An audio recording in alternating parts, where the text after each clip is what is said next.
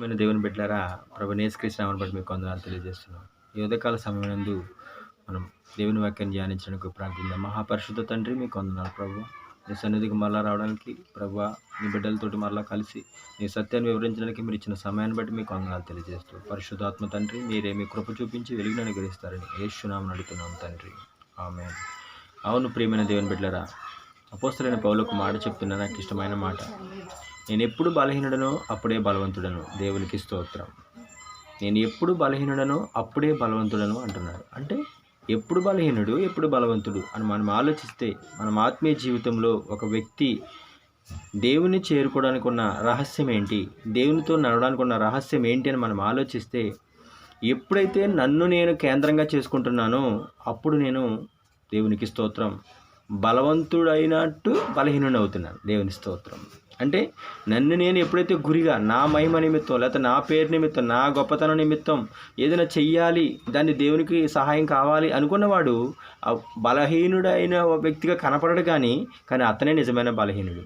దేవునికి స్తోత్రం. కానీ నిజమైన బలవంతుడు ఎవరు అని అంటే, ఆత్మీయ జీవితంలో ఎవడైతే తన్ను తాను గురిగా కాకుండా, తన్ను తాను కేంద్రంగా చేసుకోకుండా, దేవునికి స్తోత్రం, దేవుణ్ణి కేంద్రంగా చేసుకుని, దేవుణ్ణి గురిగా చేసుకుని ఎప్పుడైతే ప్రారంభిస్తున్నాడో అప్పుడైనా బలవంతుడిగా ప్రయాణం చేయడానికి అవకాశం ఉంటుంది. మన దేవునికి స్తోత్రం. ఇప్పుడు ఎప్పుడైనా గుర్తుపెట్టుకోండి, ఒక వ్యక్తి పాపంలో బంధించబడితే దేవునికి స్తోత్రం, అతడు తనను తాను కేంద్రంగా చేసుకుంటాడు కాబట్టి అతనికి విడుదల దొరకదు. చాలామంది విడుదల పొందడానికి, యాతన పెట్టబడడానికి నలిగిపోయి ఇంకా దిగజారిపోయి లోకంలో కలిసిపోవడానికి కారణం ఏంటంటే, వారు మిస్టేక్ అయింది, వారి జీవితంలో ఏదో ఒక పొరపాటు ఉంది. ఆ పొరపాటుని వారు ఏం చేస్తారు, వారే తన కేంద్రంగా భావిస్తారన్నమాట. అంటే తనను తానే కేంద్ర బిందువు చేసుకుంటాడనమాట.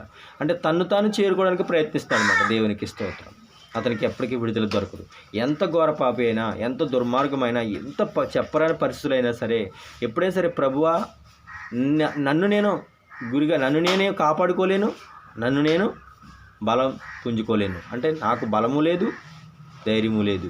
ఎవరైతే నిస్సహాయ స్థితిలో పడిపోకుండా, అలాంటి స్థితిలో ప్రభువా నిన్ను చేరుకోవడం తప్ప దేవునికి స్తోత్రం వేరే మార్గం లేదని పేతురు గొప్ప జాలరి, మంచి ఈతగాడు, ఎప్పుడైతే ప్రభువు ముందు నిలబడ్డాడో దేవునికి స్తోత్రం, అతను ఈత కొట్టుకుంటూ పడవెక్కగలడు.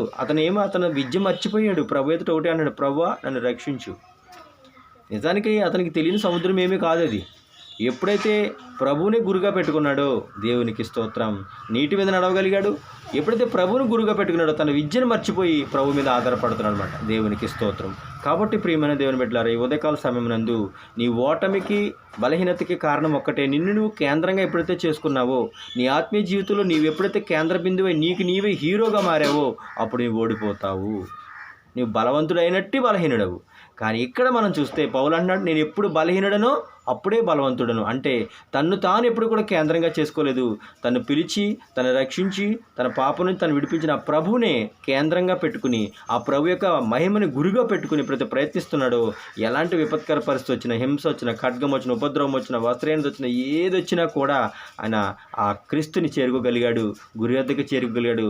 మనకు ఒక మాదిరిగా ఆ ప్రభుని చూపించగలుగుతున్నాడు. కాబట్టి మనం కూడా మన ఆత్మీయ జీవితంలో మనల్ని మనం గురిగా పెట్టుకోవద్దు, మనల్ని మనం కేంద్ర బిందువుగా పెట్టుకోవద్దు. మన కేంద్ర బిందువు, మన గురి, మన యొక్క లక్ష్యము ప్రభువైన యేసుక్రీస్తే. కాబట్టి మన బలహీనత యందు మనం ప్రభువును దృష్టిస్తే, ప్రభునందు విశ్వాసం నిలపగలిగితే మనం అప్పుడే బలవంతులము. అప్పుడు మన యాత్ర ముందుకు సాగుతుంది, గురి వద్దకే సాగుతుందని నా అనుభవపూర్వకంగా నేను తెలుసుకుని ఈ సత్యాన్ని మీకు తెలియజేస్తున్నాను. కాబట్టి మీ బలహీనతలో ప్రభువుని గుర్తించి, ప్రభు యొక్క బలాన్ని మీరు ఆహ్వానించిన యెడల, ప్రభు యొక్క బలాన్ని నమ్మిన యెడల, ప్రభు యొక్క ఆ విశ్వాసాన్ని, ప్రభు యొక్క ప్రేమను, ప్రభువులో ఏదైతే ఉందో దానిని బట్టే నేను ఆకర్షించబడ్డాను, దానిని బట్టే నేను ప్రయాణించగలనని మనం తెలుసుకున్నట్లయితే మనం గొప్ప ధన్యతను, గొప్ప జయాన్ని మనం చూడగలుగుతామని ప్రభు నామాన్ని బట్టి మీకు విజ్ఞాపన చేయుచున్నాను.